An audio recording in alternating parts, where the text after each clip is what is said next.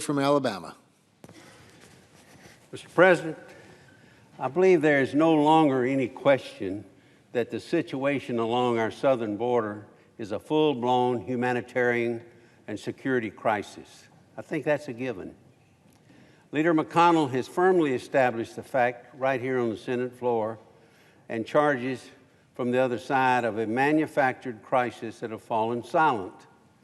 At this juncture, where we are now, there's little need to recapitulate the case for action here today. We know what our professionals on the front lines need to get a handle on the situation.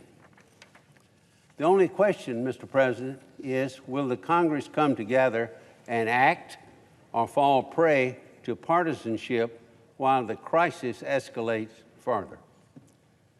Today, I'm pleased to say that last week the Appropriations Committee charted a course for strong bipartisan action, Mr. President. By a vote of 30 to 1, the committee approved an emergency appropriations bill to address the crisis at the border. 30 to 1.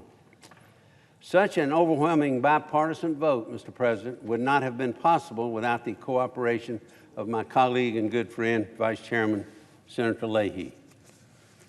I want to thank Senator Leahy for working with us to find a path forward here. This bipartisan committee product, which it is, which I will soon offer as a substitute amendment to the House bill, provides $4.59 billion in emergency supplemental appropriations to address the humanitarian and security crisis at the border. Mr. President, it does not contain everything that Senator Leahy wanted. It does not contain everything that I wanted. More importantly, it does not contain any poison pills from either side, which is remarkable. That's why it passed the Appropriations Committee by a vote of 30 to 1 again. And that is what gives us today the best chance in the U.S. Senate of passing a bill that's badly needed without further delay. I want to take just a few minutes to briefly outline, Mr. President, for my colleagues, the particulars of the package reported by the Appropriations Committee. Of the total funding provided, the lion's share, $2.88 billion, will help the Department of Health and Human Services provide safe and appropriate shelter and care for children in its custody. An additional, Mr. President, $1.1 billion is included for Customs and Border Protection to establish migrant care and processing facilities, provide medical care and consumables, and pay travel and overtime costs for personnel.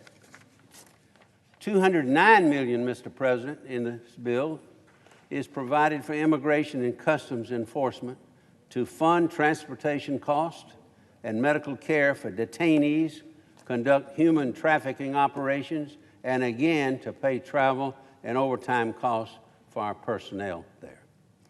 $30 million is for FEMA to reimburse states and localities for expenses that they have incurred related to massive influx of migrants in their communities. Mr. President, $220 million is included for the Department of Justice to help process immigration cases and provide badly needed resources to the U.S. Marshals Services for the care and detention of federal prisoners. Finally, Mr. President, $145 million is provided for the various branches of the U.S. military who have incurred operating expenses in support of multiple missions along the border. I believe overall this is a solid bill. It provides the resources needed to address the crisis that we face at the border. It contains, as I say again, no poison pills, and is poised to pass the Senate with strong bipartisan support, unlike the version that came out of the House last